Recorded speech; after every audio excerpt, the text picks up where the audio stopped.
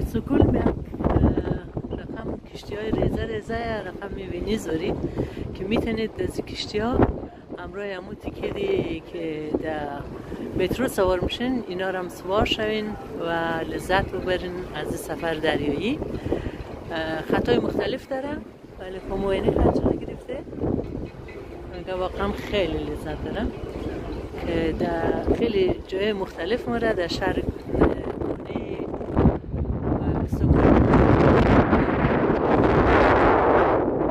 جزیره های مختلف مورد اینی که بشویم مثلا اینیم یک جزیره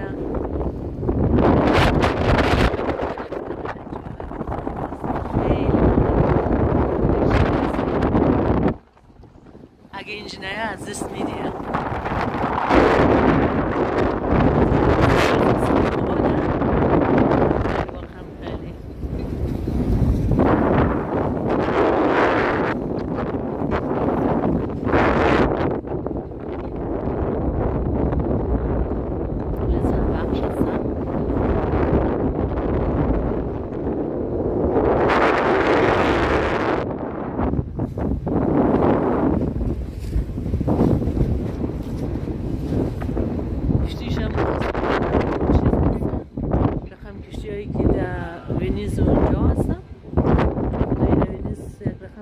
خیلی چی بود اما اینجا ما که دیدم خیلی خوشم آمد واقعا خیلی پیشرفته تر و ترتمیزتر هستن.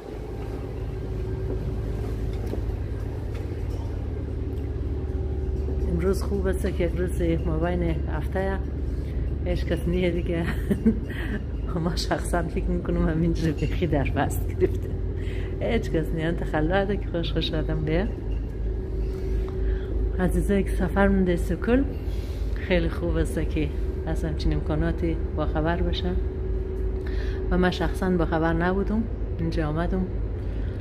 تشکری میکنم از گله عزیزم که اینا را از ما پیشنهاد کرد.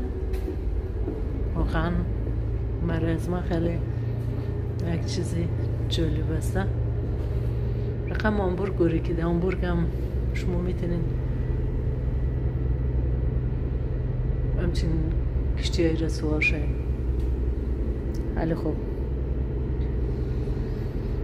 اینجا خیلی ترتمیزتر بود. البته این کشتی که ما سوار شده دیگه ایره خیلی خوشم آمد. در سکول رقم کشتی های ریزه رقم میبینی زوری که میتونید از کشتی ها همراه همون تیکری که در مترو سوار میشین